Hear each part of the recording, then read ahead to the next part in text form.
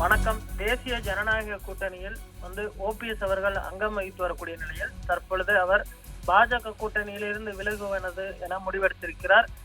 சற்று நேரத்திற்கு முன்பு ஆழ்வார்பேட்டையில் இருக்கக்கூடிய தனியார் நட்சத்திர விடுதியில் இது தொடர்பாக ஆலோசனை மேற்கொண்ட ஓபிஎஸ் அவர்கள் இதில் முக்கியமாக 15 நபர்கள் கலந்து கொண்டார்கள். வைத்தியலிங்கம், மனோஜ் பாண்டே உள்ளிட்ட முக்கியமான தலைவர்கள் மட்டும் கலந்து கொண்ட ஆலோசனை கூட்டம் நடந்து முடிந்திருக்கிறது. தற்பொழுது அவர் கிளம்பி சென்றிருக்கிறார்.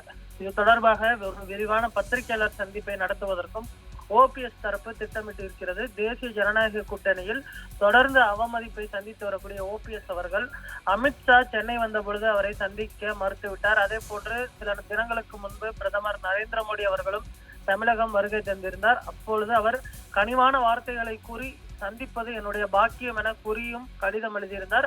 அந்த காரணத்தை கூறியுமே கூட பிரதமர் நரேந்திர மோடி அவர்கள் ஓபிஎஸ் அவர்களை சந்திப்பதை தவிர்த்திருந்தது குறிப்பிடத்தக்கது. இந்த நிலையில் தற்பொழுது ஓபிஎஸ் அவர்கள் வரக்கூடிய தேர்தலில் பார்த்தோம்னால் தனி கட்சி துவங்குவது எனவும் அந்த கட்சி தாவேகாவுடன் போட்டியிடும் எனவும் எதிர்பார்க்கப்படுகிறது. இந்த நிலையில் தற்பொழுது இன்று அந்த அறிவிப்பானது வெளியாகும் என எதிர்பார்க்கப்படக்கூடிய சூழலில் பாஜக கூட்டணியிலிருந்து விலகுவது என இந்த முடிவை எடுத்திருக்கிறார். தற்பொழுது பாஜக அஇஅதிமுகவுடன் கூட்டணி அமைத்து தேர்தலை சந்திக்க இருக்கக்கூடிய சூழலில் ஓபிஎஸ் விலகல் முடிவை எடுத்திருக்கிறார்.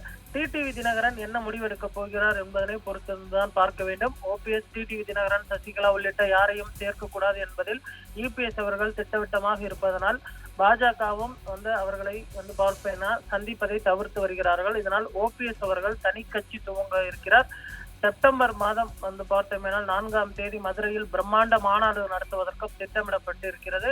அது குறித்த பத்திரிகையாளர் சந்திப்பில் இன்று தெரிவிப்பார் எனவும் அந்த கூட்டணியிலிருந்து விலகல் முடிவை அவர் அறிவிப்பார் எனவும் எதிர்பார்க்கப்படுகிறது.